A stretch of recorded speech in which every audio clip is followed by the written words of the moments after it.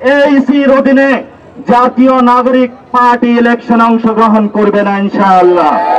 বাংলাদেশের আইন মন্ত্রণালয় ডুবিয়ে দেওয়ার জন্য আসিফ নজরুল কাজ করছেন, তাহলে আমরা বড় কর্মসূচি নিয়ে তাদেরকে পদত্যাগ করাতে বাধ্য হব।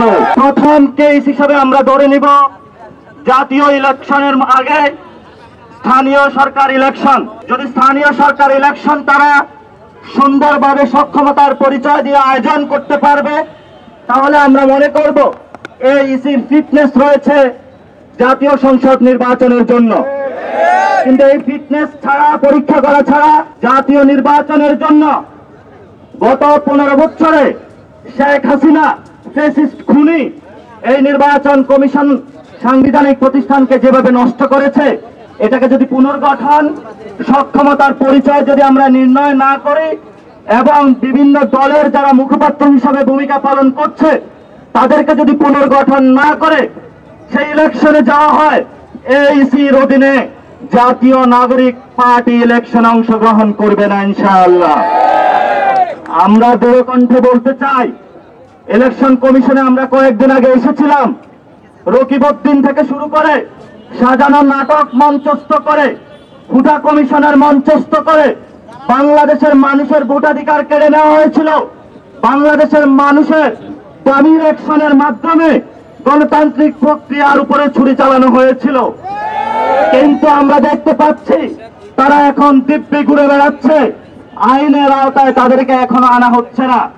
নির্বাচন কমিশনের যেই সকল কমিশনারগণ গত 15 বছরে এই সকল খুনি ফ্যাসিস্ট হাসিনা রিজিমের সাথে অংশগ্রহণ ছিল, তাদেরকে আমরা দ্রুত গতিতে আইনের আওতা আনার জন্য সরকারকে আহ্বান জানাচ্ছি। যদি তাদেরকে না আনা হয় তাহলে আপনারা দেখেছেন অনেকেই পালানো শুরু করেছে, অনেকে এখনো পালাতে পারে নাই, জেলের মধ্যে আছে। ছাত্র জনতা আইন শৃঙ্খলা বাহিনীর হাতে তাদেরকে নিজ হাতে তাদেরকে তুলে দেবে ইনশাআল্লাহ। আপনারা জানেন নির্বাচন কমিশনে যে কমিশনটা গঠন হয়েছে এটা 2022 সালের আইন। এই আইনকে ওই সময়কার অন্তত বাংলাদেশের 20টি বড় রাজনৈতিক দল বিরোধিতা করেছিল। কোর্ট করে বলছি, বাংলাদেশের অন্যতম বড় রাজনৈতিক দলের মহাসচিব মির্জা ফখরুল বলেছিলেন এটা একটি বাকশালী কমিশন হয়েছিল। শুধু তাই নয়, ইসলামিক আন্দোলন তারাও এইসির বিরোধিতা করেছিল। কিন্তু আমরা যখন জাতীয় নাগরিক কমিটিতে ছিলাম, আমাদের কাছে প্রস্তাবনা এসেছিল সার্চ কমিটির মাধ্যমে এইসি পুনর্গঠন হবে।